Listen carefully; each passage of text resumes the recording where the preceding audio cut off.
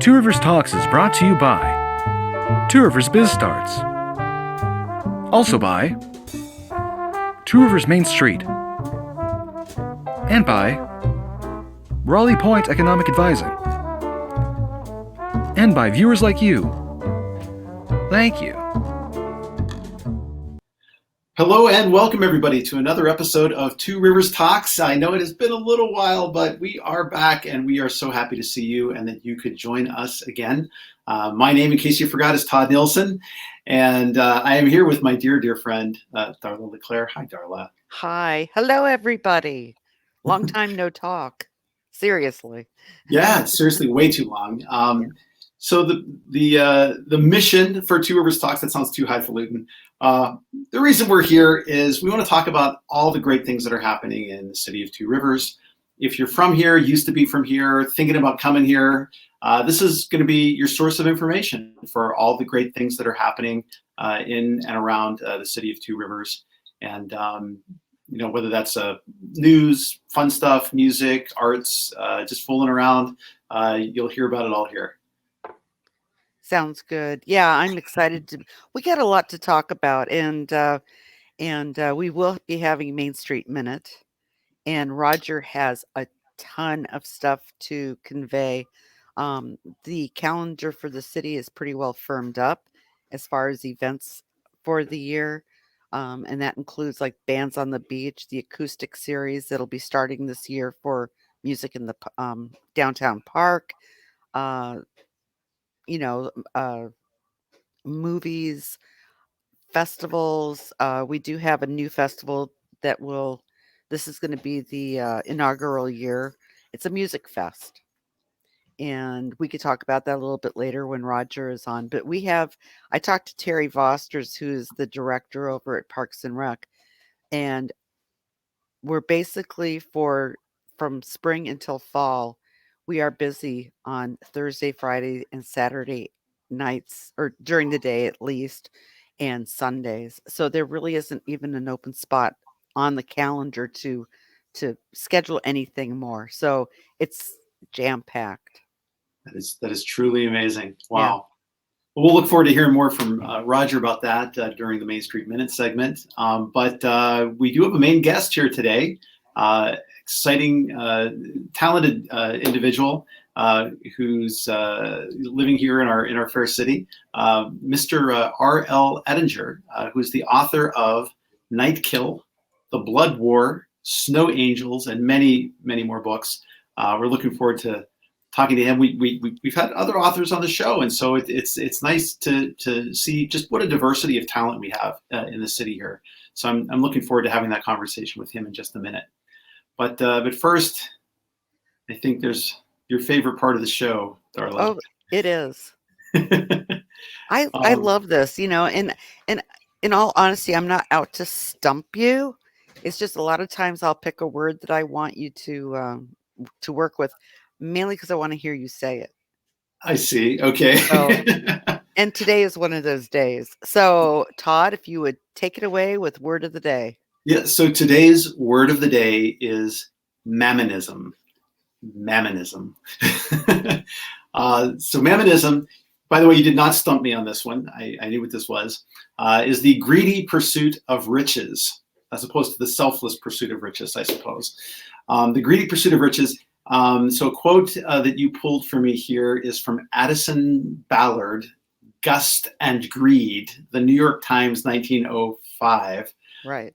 It is not so new after all, this alliance of mammonism with epicurism, with the mania for sudden wealth and the passion for a vulgar display of it in $20,000 banquets. I thought that was awesome. It's a great quote. Yeah. Yeah. And I don't know why I'm laughing so hard, but mammonism is a weird word. I'm sorry, but it just sounds strange. Well, the root of it, I think it was Mammon was like a Middle Eastern deity or something like that. I don't know if that was related to the Golden Bull or not, but I know that Mammon definitely shows up in John Milton's Paradise Lost, because he's one of the devils one of the angels that falls into hell with Satan, and Well, maybe we should take a station break and look this up because that's kind of fascinating, actually. We'll Yeah. report on it in the next episode. But yeah, that kind of rings a bell with me too. And that's not a word that probably no one's heard that word since 1905. So back when I bet RL's heard it before. So probably. Do you want to bring him on in from the green room? yeah, why don't we go ahead and do that? So want to be able to welcome him. RL, welcome Hi. to the show. We're so glad you could join us. Thank you for inviting me. So you're the author of many books. Can you tell us a little bit about how you got started in the author biz? Do you want the short version or the long version? That's a trick question. All right, I love telling the story. It's the Christmas of 1980. My wife and I are newly married, and we're opening gifts on Christmas Eve. And I said to her, I'd like to write a book. And she said, okay, why not? And I'm like, okay, well, how do I do this? Okay. So in 1980, I had to write in notebooks. Okay, didn't have a computer. So everything was in longhand. And then we got the computers, I transferred that to the computer.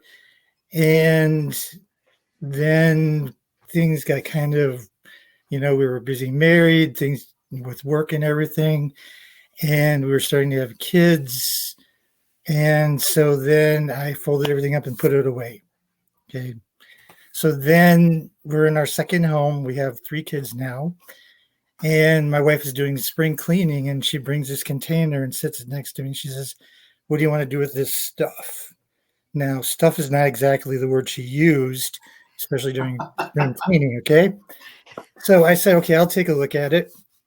And so I went through the stories, and you could solve the mystery by page 3.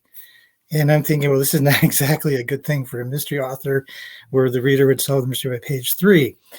So I took all those stories and I started going through them, and I cooked it down to 10 stories, 10 short stories, because I thought 10 short stories would be a good way to introduce my protagonist, private investigator Andrew Knight, to the public. I mean, Sir Arthur Conan Doyle did the same thing with Sherlock Holmes. He started off as short stories, and then he wrote, the full-length novels. And I thought, okay, well, if he could do it, I could do it too. So then I wrote the stories for it. The first book was called Journey into the Night. It was a collection of 10 short stories about private investigator Andrew Knight. And that book was published in 2004. Okay.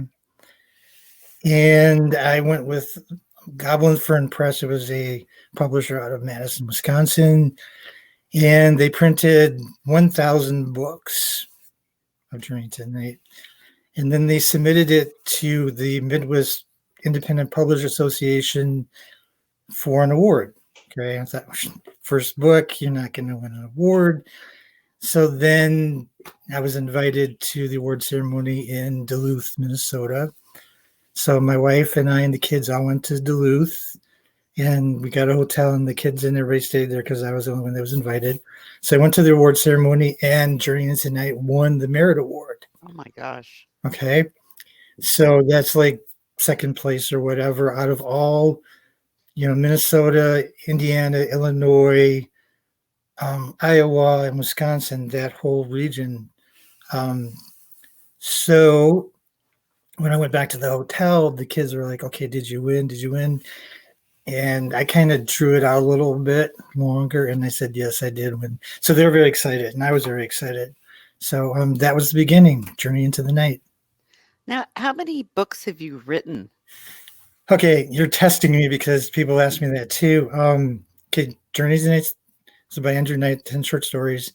The first full-length novel is called The Forgotten King, where Andrew gets married in this book, and him and his new wife go on honeymoon to Egypt, and they fall in with a group of people that are looking for the lost tomb of Nefersobek, the only female pharaoh of the 12th dynasty. So they get involved with these people, and they find the location of the tomb. And I'm not going to give away too much because with the story, but then Into the Firestorm is about Civil War reenactors being murdered. Then my daughter Victoria, she liked the vampire series, Twilight, and I said I'm not going to write about a sparkling vampire. So I did research. Yeah, thank you.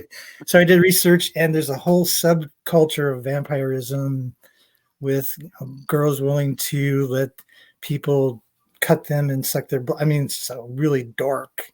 Okay, so this is a very dark book, and Andrew gets involved with the whole vampire hunters. Then there was so let's see, Dreams in Night, Forgotten King, Into the Firestorm. Night Kill would be the first vampire one. Night Kill, Snow Angel, The Blood War, Lost City of Steam, The Cracksman Door, Nikola Tesla, Lunar Rise from the Ashes, and then it got into the Manor and then the Road, which are ghost paranormal stories. So 12 books so far. That's amazing. I went out and I Googled you. You Googled me, okay? Yeah, I Googled you. When they Googled me, they said, "I saw you on the internet." I'm thinking, like, okay, I don't know. That's a good thing. I said, "Well, how did you see me on the Was internet?" I wearing pants? Yeah, exactly, right. So, the person said, "No. I Googled you and found you on Amazon." It's like, thank God. Yeah. So yeah, and I was checking that out, and I was just amazed at how many titles were out there. And one that I found really intriguing, and I'd like you to tell us a little bit about it, was the one on Tesla. Okay, Nikola Tesla. There's the story with Nikola Tesla and Thomas Edison. Okay, and Nikola actually went to work for Edison. He received a letter of recommendation, and he went to Edison, and Edison put him basically to work in repairing things. Edison was direct current at the time, and Tesla had this new theory of alternating current. So, and everything I read about Tesla, everything was negative from the Edison side of the coin. Okay, so I wanted to tell Tesla's story, and according to history, he was never married, didn't have any children, but there was this one photograph where he was photographed with a woman in a white dress. Okay, that's how the story started. Okay, who is this woman? So my take on it is Tesla has a secret child. Okay, and this girl in the photograph protects the child because Edison's people, if they found out that Tesla had an heir, they would do everything they could to destroy the child. Okay, so the book picks up kind of the Cracksman Door. That's a whole nother thing with the underground city of Lunara. But one of the people from Lunara escapes to the surface, and he runs into Tesla's great grandchild. Okay, so that's the basis of the book, is that there's a secret heir, and my investigator Andrew Knight gets involved in the case, protecting the heir, and also bringing. Her goal is to bring free energy to the world, and she ends up going to New York, and they work on bringing free electricity to New York. But then there's Edison's agents that are trying to destroy all of this. So it's a very good book. A lot of people like it. Of course, it's well written. But anyway, so.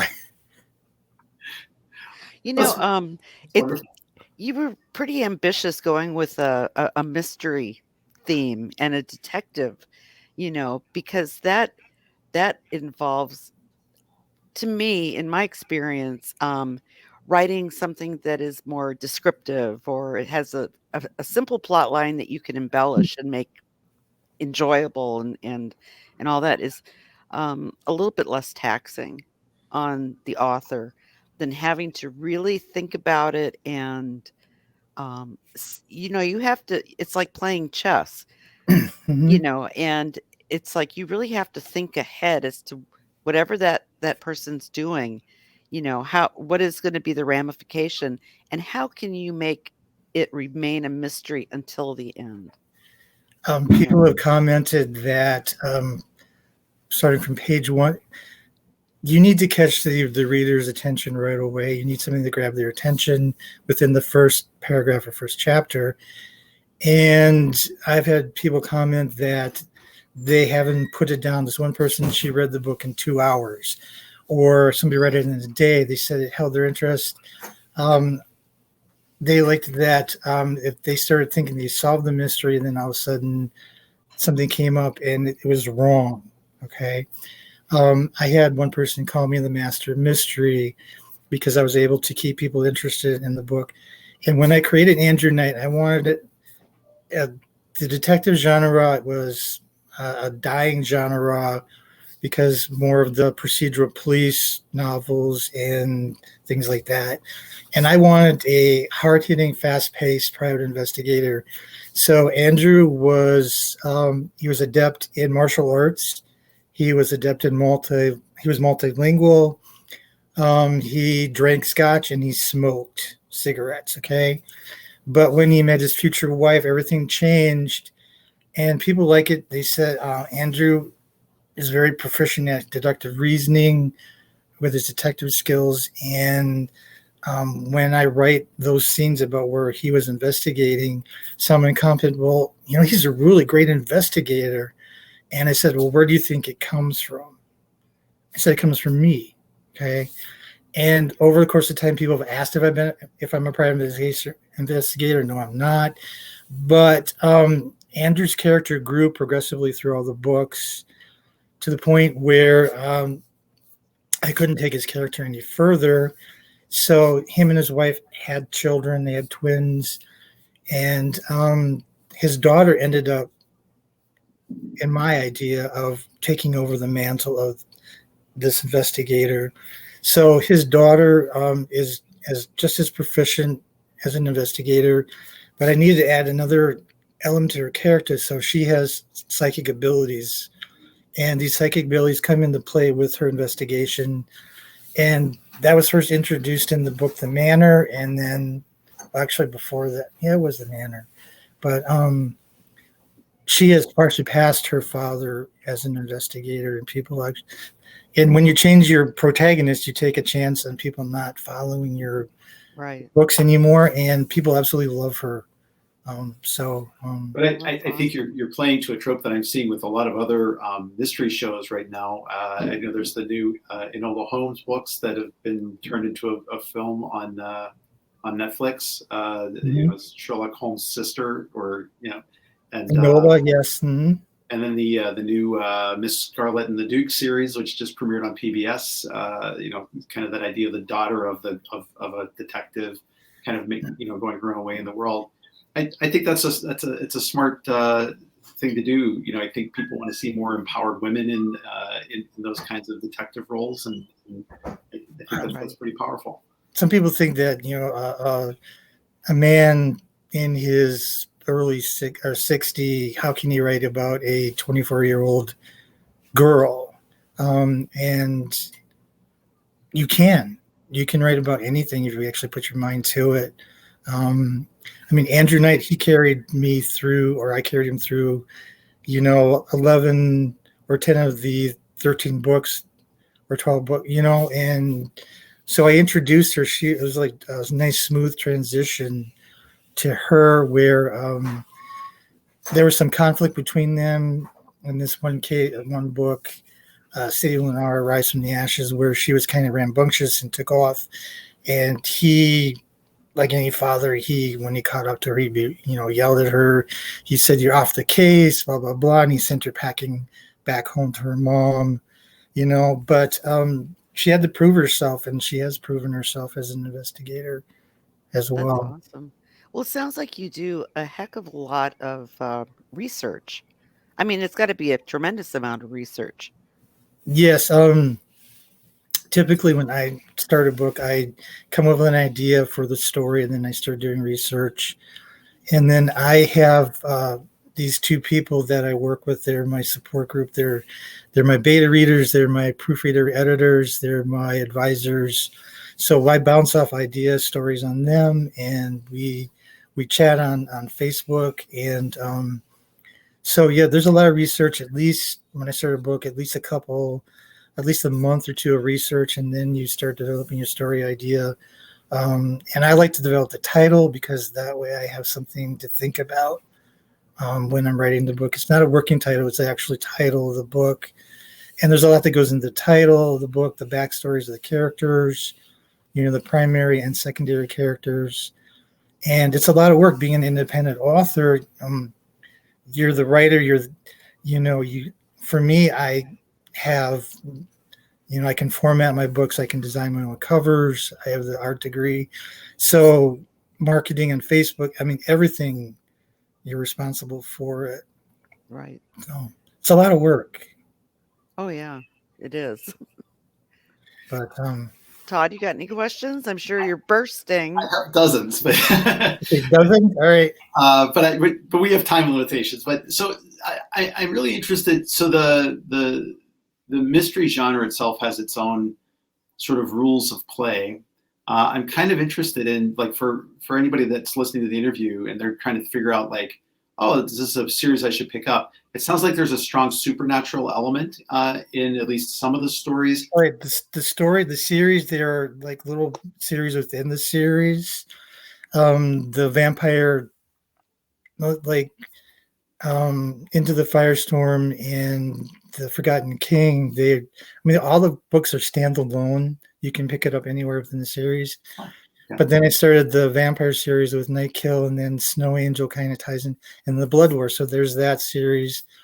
Then there is the steampunk series with Velocity to Steam, Cracksman Door, Tesla, and Lunara Rise from the Ashes. And now there's going to be a third book I'm actually working on right now. That's probably like the paranormal, supernatural part of the series. So there are series within the series. Like I said, some people pick it up at the end and then go back. I would recommend, if you wanted to, I would recommend you'd start with probably Journey into Night, or start with the Forgotten King and then go through the series that way. The book that you're working on right now, how close are you to being complete with it? It is edited. I'm going to be working on formatting. That book is called The Camp, and it's about Andersonville Prison back during the Civil War, 1964. That's fascinating. That whole, yeah. You want to know about? I'll tell you a little about that book. So the premise of the story is that a man is found murdered. He's shot in the back in this Providence Spring, which is a memorial on Andersonville Historic Site grounds. He's been shot in the back. His shoes are missing. There's no sign, no footprints, no tracks or anything. How did this man get here? So Keela, she works on the case. This one girl who finds the body is accused of his murder, even though it's circumstantial evidence. So her mother hires my investigator to prove her daughter's innocence. So she goes through the whole series, the steps of trying to prove this girl's innocence. But it ends up she doesn't still know who the killer is. So she eventually finds out that this one person, he built a time device, like can generate a field vortex. And so what she does is she actually has someone design one for her. She goes back into 1864 to find the person's killer and to find this author that went back in time. So it's a time travel book. You have a very fertile imagination. I mean, you're all over the place with your subjects, but they're all really fascinating subjects too. And like I said, all the books tie in together. The investigator ties them. So yeah. Here's a question for you. How can somebody buy your books, and how can they best interact with you online? Okay, they can buy my books from Amazon, or they can. I have the option where people can order them directly from me. I have my authors page on Facebook, and there is a email or messenger part on there, so that's how they can contact with me. That's probably the best way to do that. Okay. And I've told people if they buy the books online, if I happen to see them, I would autograph them for them. Okay. So that would be the best way to get in touch with me. Okay. Do you have any copies that are for sale in any of the local I have. stores? I ordered some copies of The Forgotten King. Um, I was at. I like doing local events. I've been to Apple Fest. Well, not last year, of course, Right. but I was at Christmas in the Village in Michigan, and I had ordered books for that event. Okay, and I'd ordered 15 books, and I sold one, so I had 14 copies of The Forgotten King left. Well, where I work, I've talked to people at work. Some people have bought the book. I message people if they're interested. I do have probably about 4 copies left of The Forgotten King. If anybody wants to get it from me, they can just message me, and then the books are like $20, and that includes shipping. I would ship it anywhere to them. Okay. So, but Amazon or by me directly, either Okay. way works. Okay. Mhm. All right. You alluded a little bit to the fact that there was no Apple Fest this past year because of the pandemic, of course. Because of the pandemic. I was curious. Did the pandemic as an author, did it make you more prolific, less prolific, or about the same? I posted something on Facebook. I said, "What do authors do during the pandemic? They write. That's what we do. I'm no less perfect, no less I'm an author or a writer. That's what I do. Yes, I do have a full-time job, and I write on my lunch breaks and things like that. But you keep writing. Yes, a pandemic affected part of the sales that I had last year, but the reason I write is because I want to have a passion for writing, and the royalties are a bonus. Right. They are secondary. During the pandemic, creativity went to both ends of the spectrum. Some people really got into a funk, mainly because of circumstances beyond their control, Mhm. and they didn't have that drive they didn't have the fire in their belly, to paint or to write or to, create. That need wasn't there. They really were not doing too hot, whereas other people really, kept that passion and really took advantage of the extra time that they could.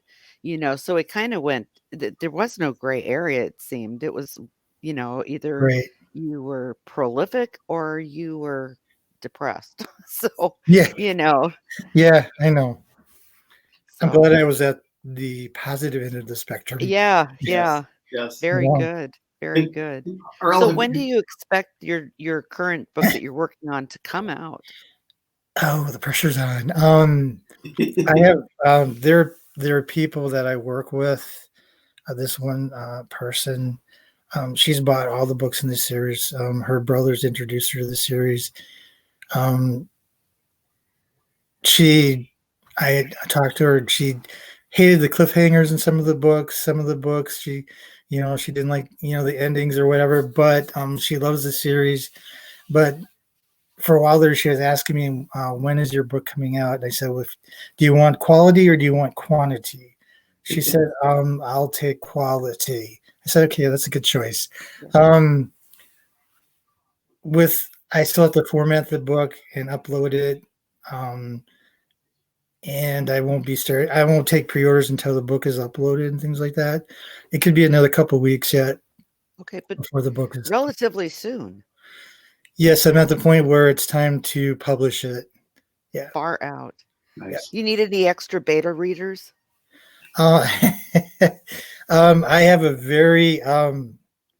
I have 2 beta readers, and they're very protective of me. And I've tried to add people in the past, and some people have not turned out so well. And they said, well, maybe we should just keep it them right now. So, Sure. Well, they know your voice and probably the history of the books. yes, right. Okay. So That makes sense. Yeah. That does. Why are you offering to be a beta reader? Yeah, I am like, I am totally enthused. So, and actually listening to you, that's also been kind of inspiring to me. I started a book. It's going on probably 20 years now, back when my kids were little, and life then gets in the way, but I Right. think I probably have like 5 chapters done. And every now and then I bring it back out. I reread everything that I wrote, and it's like, good intentions. I want to get started back on this. And then life interrupts again. So, Life someday skills before are. I die, I'm gonna have that darn thing completed. So, yeah, cool. I mean, I still have to find a balance between work and home and family and wife.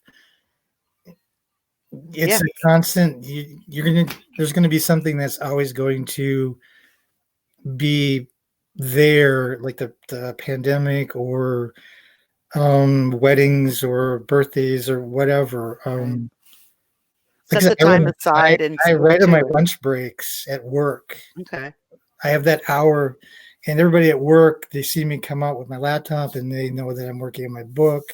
Some people ask me, what chapter are you on? So there are people where I work that know what I'm doing during my lunch breaks. Very cool. And they probably look forward to the finished product as well. Yes, So, they do. very Yeah. nice. Very cool. So RL, have you lived all your life in Two Rivers, or how did you end up in our little neck of the woods here?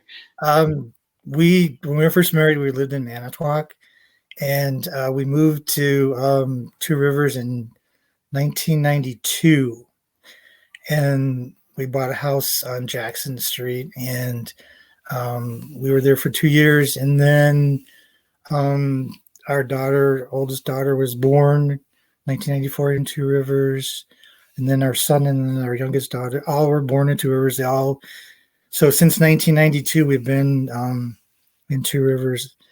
I know we're transplants, but now I think we are true Riversites or whatever.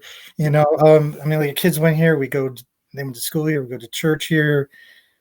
So we've made a life here in Two Rivers. Yes, it's a little bit colder, but I mean, the summers are really nice. We live in a nice neighborhood now, really nice and quiet. We have a huge backyard, fenced in backyard. So we love it. We love Two Rivers. So Now you said you were a transplant. Are you originally from Wisconsin? okay, I grew up in the valley, like Appleton, Indiana, Menasha area, and my wife grew up north in northern Wisconsin. And then we were introduced by an aunt of hers, and then we got married, and we decided to move to Manitowoc to start because I was working at Okay. Nikola College. That's the whole reason why we came here. And then we wanted to buy our first home, so we were looking in Michigan and Two Rivers, and then we found the house in Two Rivers. Okay. And so And the rest is the Valley history. Boy. Nice. Very nice. Yeah. Well, we're so very glad that you are here in Two Rivers with us, and we Yeah. hope that maybe when your new book comes out, you'll come back on the show and tell us Sure. a little bit more about how that's going. Okay. And in the meantime, if our any of our viewers are interested in learning about you or following your books or purchasing some of those, we'll make sure we have the links down in the doobly-doo underneath the this posting. I have to use that every episode. Okay. I'd missed that. I didn't realize it until this very second, but I missed that word, doobly-doo. Doobly-doo. Okay. Yep. Yeah. Well, thank you, RL. Sure. It was a I pleasure enjoyed meeting it. you. Thank you. All right. So, Todd, what's up next? Yeah, so stay tuned. We're going to be right back with Main Street Minute with Mr. Roger Russove, director of Two Rivers Main Street. All right. Thanks, RL. We'll You're see welcome. you later. See you later. Bye. And welcome back, everybody. We are back as promised after a very quick costume change and scenery change, and then getting back to every original costume and scenery bit that we had previously in the last shot and meticulously recreated so that it's all for your viewing pleasure. We are back with the Main Street Minute with our dear friend, the director of Two Rivers Main Street, Roger Russove. Hi, Roger. It's been entirely too long. It has. Thanks for bringing me back. I'm excited. I miss doing this. I really do. And we got a lot to talk about. So We'll have more than a minute today. I guarantee that. Well, Okay, we you get a usually do, minute but and a it's always half. good information, right? Yeah. So, so what's happening? Well, let's start with some of the things that we've just started to roll out to the public. One of them, I'm sure a lot of you remember 2 years ago we did the Art in Central Park project, where we invited artists to get a canvas from us and paint it, and we had those printed on vinyl banners and put on the light poles in Central Park for the summer. It was a cool art installation, kind of different. A lot of people liked it. The artists really enjoyed it, and I think it went over really well. Well, we didn't do that last year for the same reason a lot of things didn't happen last year, but we're bringing it back, and let's call it new and improved for this year. The banners are not going to be displayed in Central Park. They will be displayed on the corner light poles on the intersections on Washington Street. So the banners themselves are going to get a lot more visibility there. More people will see them. We're hoping that encourages more people to pull their car up and get out and walk around and look at the art. We will have on a new Downtown Two Rivers app that we're working on. We will have created a walking tour for these banners. So somebody will have to look for the one that they start at if they don't start at the beginning, but they'll be able to go page by page, and they can look. They'll match up the picture of the first banner, and they'll see information about the artist and why they did what they did. If they like the work, where they might be able to go find some of that artist's other work. So it's going to be more of an interactive thing, because they'll be able to do these things as they're walking around. And like I said, more visible, and we're really excited about that. I'm looking forward to the uniqueness and the variety of art that we'll have on the polls this year. I love that because, the art tends to be what's remembered. The artist, not so much. And a lot of times people are curious, especially since the artists are all local. Who did that? I mean, it's just, I think it's a fantastic idea. So Yeah, thank and you for that. oh, you're welcome. And I just the way these are going to be displayed, as you look at those light poles down Washington Street, the side closer to the sidewalk will have the banners on them, just the corner poles. So we have room for 28 this year versus the 20 that we did 2 years ago. And another thing that I wanted to mention, what's going to hang on the street side of all of those poles will be new hanging planters that were just delivered actually last week. We picked out a nice variety of oranges and pinks and yellows for florals for them at Dominick's Floral here in Two Rivers, and those will go up toward the end of May.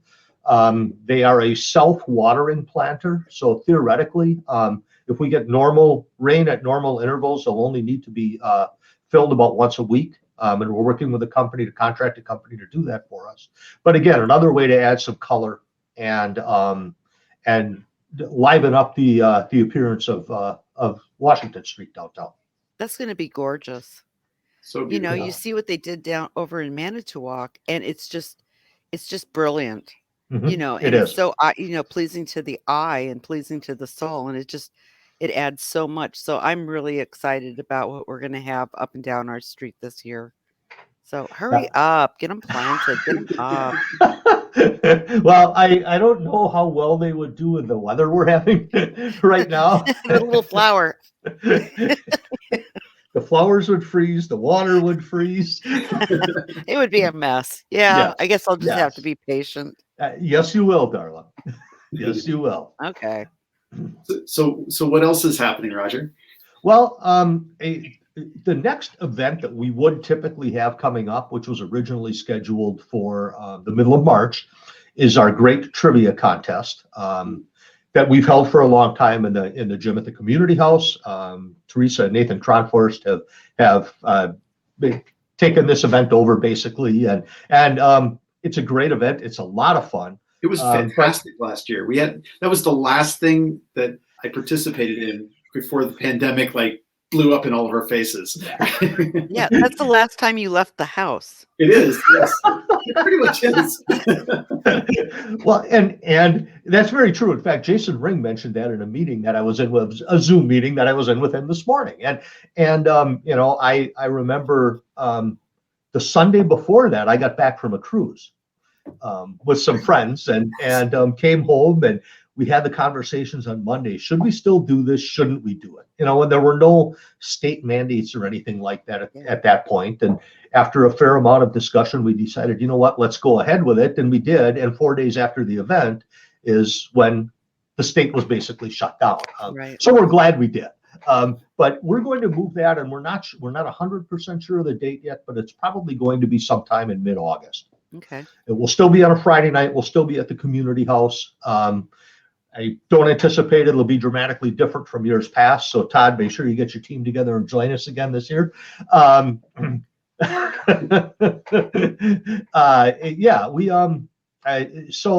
think that's just, common sense. I mean, putting 100+ people in a room, I would anticipate will be much safer in August than it will be in a month. Right. I- Fingers I've already- crossed. Yeah. I'm putting in a call for my team name right now, Roger. I'm putting in for the Home Alones. Has anybody done that? Todd, I expect some costume work and everything out Gonna of have that. to, right? there you go. Todd, can I be on your team this year, please? Absolutely. You totally forgot about me last year or last time. Yeah, last year. Was it, okay. My feelings were hurt. It might not have shown, but I was verklempt. I was. You should feel bad. I do. But it was Jeff's team. Oh, that's right. Oh, I never did get around to I didn't complaining assemble to the him. team. Okay. I wasn't Put in Tony a good Stark. word for me. You should see him at our board meeting coming up, Darla, so you could mention it to him then. There you go. Okay. Well, since we're going to be in public, I'll censor my approach. So. No, you don't need to. Okay. Not with that group. Oh, this is true. Yeah, they're kind of cagey. Oh my goodness. So what else is happening?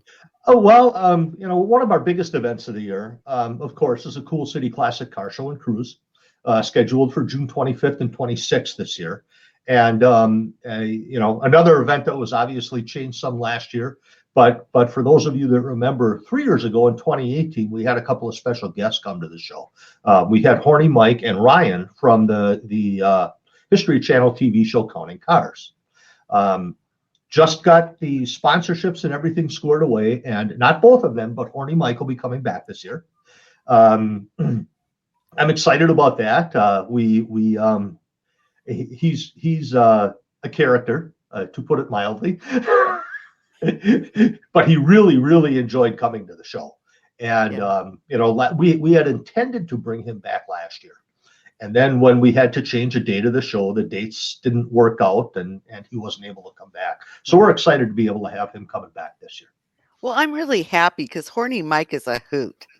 We closed that bar out, remember? Oh, I didn't. I'm way too old for that stuff. Oh, well, I know we closed it out. I don't remember doing it, but yeah, him and Ryan. I wish Ryan was coming back too, because they make just a great duo, Yep. But what a draw. I mean, and the personality on that guy and just his whole persona. Everybody loves Horny Mike. Yeah, he's a great guy. He was a lot of fun to have here. They both, like you said, they both were. And I'm glad he's coming back. I'm glad he's coming back. I think it'll be a great attraction for the show. We'll be able to get a little more regional publicity for the event due to that. And I think looking forward to another 700 cars in the cruise and maybe 400 in the show on Saturday. I'm excited about that. And we have Dr. Bombay playing at 4:00 in Central Park for our music on Friday night. And then he's followed by Bare Bones Blind at 6:30 on Friday nights. We have two really good bands downtown. We've got four food trucks that are booked already. So we're moving along good on that event.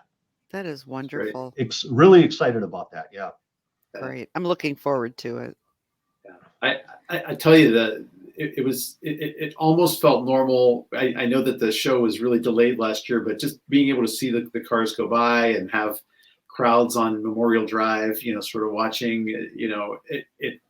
it felt like we were actually participating in a community event at a time when I think we were all feeling a little bit down. So it'll be good to have the show back again this year.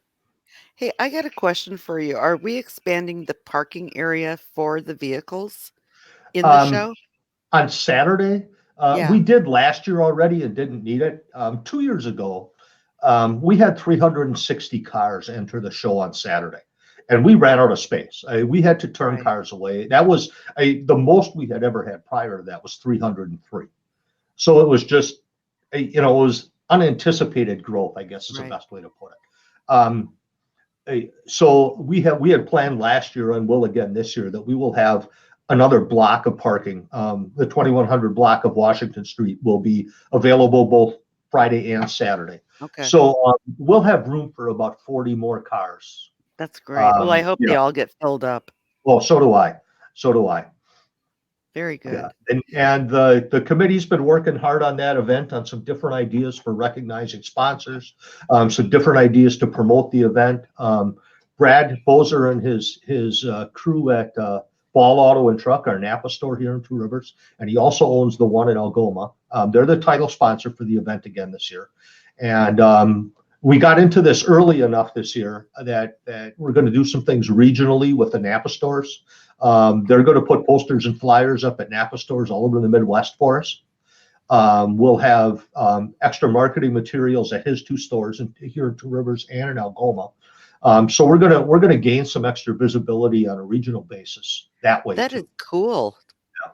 That is okay. Congratulations on that, because that's going to be huge. Yeah, he's Brad's a good guy, and of course Brad just joined our board of directors here at Main Street too. Right. And he's going to be a real asset to the board, and getting him back involved with the car show last year, it was a big asset for the car show too. Fantastic. Hey, what about Spring Wine Walk? At this point, we are planning to do that. I'm cheating and looking at my phone here because I'm not positive of the date. That's May 15. 14th, Friday, May 14th. It says 15 on what you sent me. That's wrong. Because they're always on Fridays. It is Friday, May 14th. That's when we have it planned for right now. Okay, that's my birthday. May 14th? Yeah. Oh, awesome. Yeah.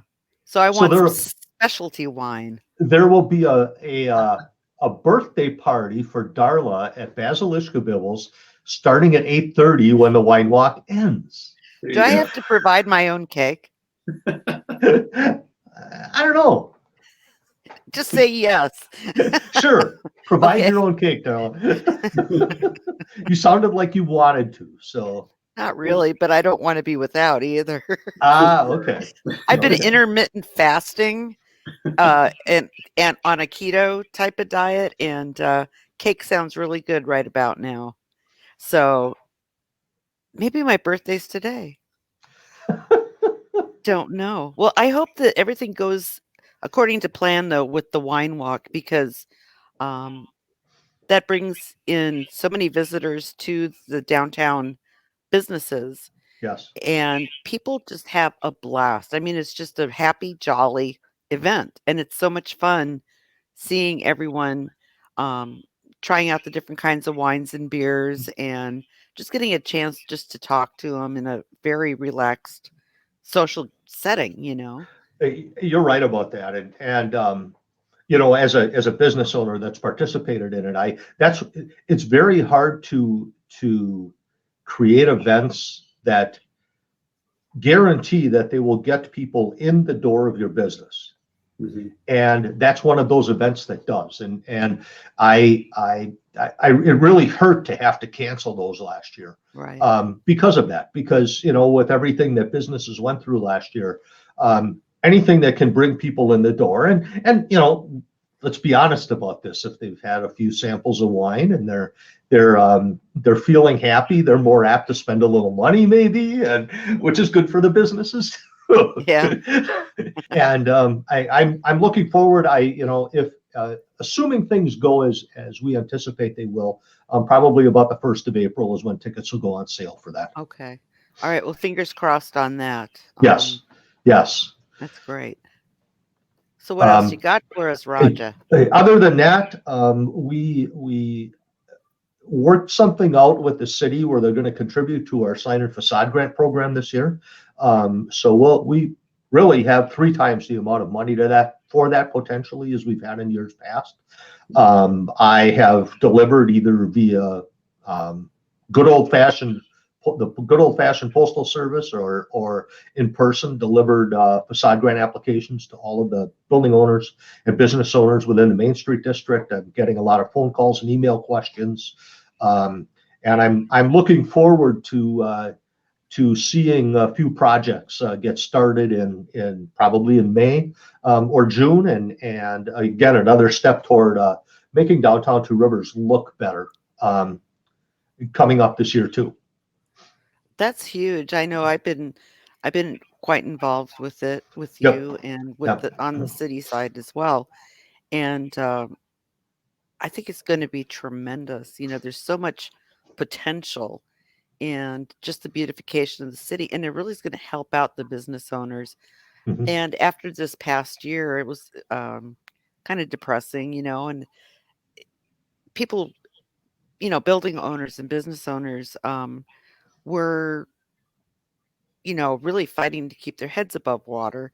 And so like the facade is not going to be high on their list of priorities. Mhm. And but I know that's something people can get very passionate about, and the way um, you've attacked this this potential um, really will kind of light a fire under people so that they want to be involved and they want to do some upgrading.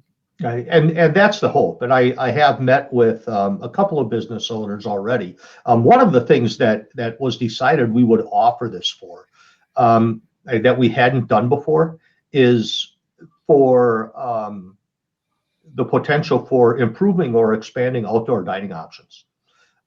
So I have met with one restaurant owner who is very enthusiastic about this and is hoping to put an outdoor seating area that'll seat 16 to 20 people at their restaurant. And it's something that would be visible from the street so that people will see it. And again, outdoor dining, even prior to the pandemic, is something that people looked for when they travel. And we have very limited options here in Two Rivers. So to see a couple of other possibilities like that potentially come to fruition, I think is great. Okay, good. I think that's wonderful. What is the deadline for getting in your application? The deadline is April 15th. Okay. With the hope that by early May, we'll have the applications reviewed and the selections made, and then the second Wednesday in May is our board of directors meeting, and the board of directors can give their nod to those particular projects and we can get them started. Okay. Good. Well, let's get that money out there and let's see some improvements in the downtown area. You bet. You bet. Looking forward to it. Fantastic. Anything else on the calendar that you wanted to talk about? Yes, I should mention one more event. We are going to be, in fact, Darla is the one that got us involved in this one, on Saturday, July 10th. We are going to be hosting a music event, which is a tribute to Brian Lee. Those of you folks who've been around Two Rivers for a long time, Brian Lee was a blues guitarist who was born in Two Rivers. Went blind due to an illness at the age of 9, if I remember correctly. And Brian passed away last August. And Darla was contacted, I guess because she had the coolest picture on the City of Two Rivers website. Brian's widow, Bethany, who lives in Florida, went on the website and contacted Darla about the possibility of having some sort of a dedication or something to remember Brian by Two Rivers. And they initially started talking about a park bench, which is going to be part of this process, and a proclamation from the city council, which Darla has also been working on, and then started having some discussions about a music event. And there's a number of hands involved in this, including a local gentleman named Rob Mertz, who played with Brian back in the late 60s when he was performing in Wisconsin. And a couple of Steve Hamilton from Milwaukee. Steve did the production work on most of Brian's albums. So we have created a day of blues music in downtown Two Rivers on Saturday, July 10th. We're going to have 2 national touring blues bands here. One, Kathy Greer and the Troublemakers. These names are tough. Yeah. who at one point a couple weeks ago had 3 songs charting on the national blues charts. And she's actually based out of Sturgeon Bay. She's lived outside the area for a while. She moved to Sturgeon Bay, and she has local musicians with her. But they tour nationally. And the other one is an even better name, Yeah. Rick Raven and his Chain-Smoking Altar Boys. That's awesome. Isn't that awesome? It's so classic. I love it. Yeah, and I think this is going to be a really cool event. I mean, we'll have food trucks downtown. We'll have a beer tent. The other musical portions of the event will be taken up by groups that Steve Hamilton and Ted Fordney, who is a Manitowoc native that also lives in Florida, they're finding musicians that played with Brian, and they're going to put them together in groups. And these guys will come up in groups and play 3 or 4 of Brian's songs, and they'll be replaced by another group that'll do the same thing. So yeah, I think it's going to be a day of remembering Brian and his music for people that grew up when he was performing around here a lot. It's going to be an opportunity to hear some really high caliber blues musicians, and I think it's going to be a lot of fun. I'm looking forward to it, and I'm just amazed at how this has grown out of one very simple request, Mhm. and it grew really fast. It Yep. just snowballed, and I'm so happy to be involved in it. And Roger, thank you to you and for having Main Street's involvement. And you might want to tell them what this is what this is kicking off for Main Street in the future. We have had discussions about using that particular date to have a musical event in Central Park every year. Obviously, this one has a very specific theme to it, and we can see doing that in the future. But it may also just be a day of local musicians. It's maybe a little premature for me to mention this, but last week I was contacted by a woman who wrote a book about the Schmidt Brothers. And again, if you've lived in Two Rivers a long time, the Schmidt Brothers are a barbershop quartet from Two Rivers that in 1951 won the National Barbershoppers Competition. Joseph Schmidt went on to become the director of the Chamber of Commerce, the Manitowoc Two Rivers Area Chamber of Commerce. And to this day, they give out an award called the Joseph P. Schmidt Speak Up Award to a man who has been influential in this area. Greg won it a few years ago, actually. Greg Buckley did, our city manager. And, as she and I were talking, and she called me because she sees a lot of little things that are part of the history of Two Rivers, and in her mind, the Schmidt Brothers being one, that people are going to start forgetting about. So she brought it up so to ask me to help find ways to keep these things top of mind for people so they don't forget about them. But as I was talking to her, I was thinking, maybe someday this music event in July becomes a tribute to the Schmidt Brothers. Yeah. That would be cool. Yeah. We invite in barbershop quartets from across the country, and we still have a very active barbershopping group in the area, the Clipper City Chordsmen, and Dave Buss, who is the finance director for the city of Two Rivers, is a member. One, for example, I have a good friend that I was in the Royal Knights Drum Bugle Corps with a long time ago that's currently a member. And I'm sure that they would be heavily involved in this. And the woman I was talking to on the phone told me that there's a lot of people don't hear about it, but barbershop singing is still a really big deal in this country. You know, there's college scholarships and there's still competitive events and things like that.